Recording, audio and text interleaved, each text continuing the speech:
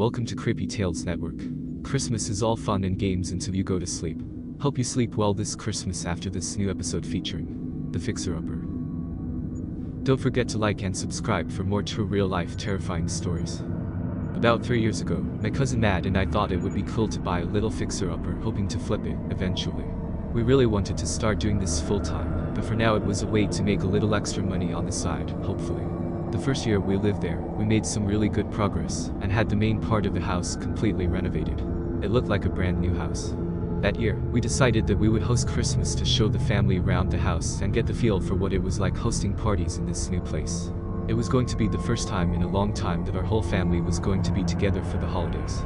This house was more centrally located to where all of our family lived, so it was perfect. Our family is not that big, but with their kids, and my brother's cat, it definitely would be a full house. Both my parents and his parents were coming. His sister and girlfriend, and of course, my two brothers, one with his cat and the other brother with his wife and kids.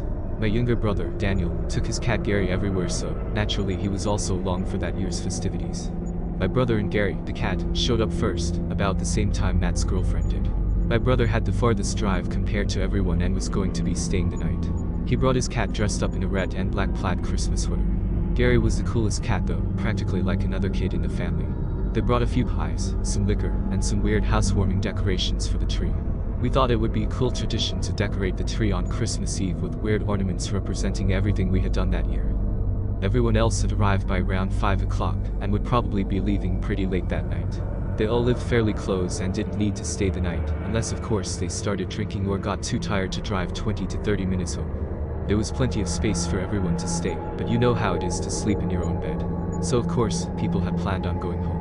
Especially since it was Christmas Eve. Somehow, we got on the topic of some local stories that had been circulating lately. Our town was situated in this little valley between two mountains, so all around us was pretty dense forest. There were 3 towns in the vicinity and some super tiny one-store towns on the outskirts of those bordering mountains. No real other big cities for about 3 hours outside of this little valley area. The 3 towns kind of ran together, but they each had their own vibe and mayor. Anyways, we got to talking about the fact that within the last 2 months some hunters had found some dead animals that looked like they were mangled pretty bad. No one could figure out what killed them. You don't often see 2 wolves dead next to each other or a bear that has been attacked. It caught the whole community off guard, but figured it was just another wolf, or maybe the bear got attacked by a mountain lion. We kind of shrugged it off because they were animals and we were surrounded by wilderness, so kind of comes with the territory. As we were talking, my older brother interjected and was telling us that on the radio on the way over, a news brief cut into the broadcast to say that the ranger had found a body about an hour from here, and that it was still an open investigation. We started joking about how it was probably Bigfoot, and it was going to kill us all, laughing. We probably already had too much eggnog at that point. My sister-in-law quickly motioned for us to cut it out, since there were kids there, and to talk about something a little more Christmassy, whatever that meant.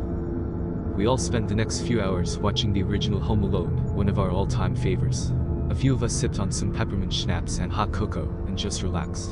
It was nearing around 12 midnight, and everyone was leaving, except Matt's girlfriend, my little brother, and of course Gary. We all walked them out to their cars and gave them jolly drunk hugs and sent them on their ways. Matt and his girlfriend went to bed, so my little brother and I went to the living room and caught up on brother stuff. He had just started college and he was telling me about some of his adventures that he didn't want to talk about in front of my parents. By around 2 a.m., my brother had fallen asleep on the couch, and so I made my way to my bed. My room was off the kitchen where the garage used to be. We had converted it into a mother-in-law type setup. The back slider was about 3 feet from my bedroom door. I woke up to a freezing cold breeze at around 3:30 a.m. My bedroom door was wide open, and I could see through to the kitchen that the slider was open because the cold white air was coming into the warm kitchen, and the curtains were blowing around. I sprang up quick and grabbed the blanket off of my bed and threw it around me. I walked quickly through to the kitchen and turned my head to look out the open slider. As I positioned myself in front of the slider with my hand on the handle to slide it back close, I noticed what looked like tiny paw prints and human footprints, kind of stepping over some of the paw prints. I thought shit. Gary must have got out and my brother is probably looking for him. I stepped outside to look around to see if he needed any help.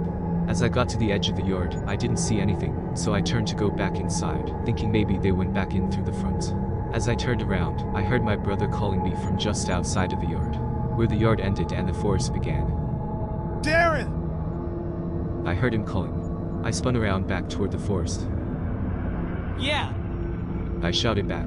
I started briskly walking out toward the forest. He probably needs my help or something. Gary must have got spooked and gone up a tree. It's freezing out here and the cat is probably scared.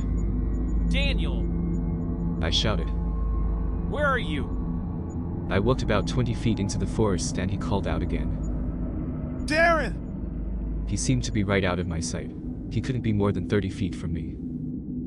I'm right here. Where are you? I can't see you anywhere.